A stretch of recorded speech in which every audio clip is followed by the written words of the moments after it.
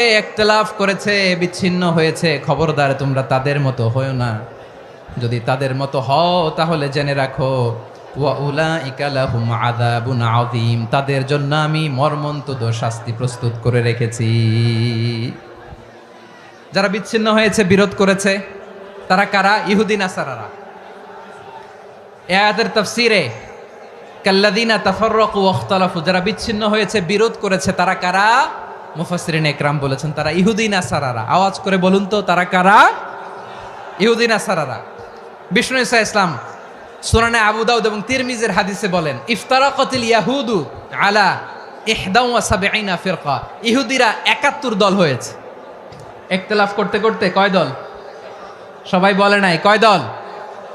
ওয়াফতারাকাতিন নাসারা আলা 72 ফিরকা, আর নাসারারা হয়েছে 72 দল। আওয়াজ করে বলুন তো কয় দল?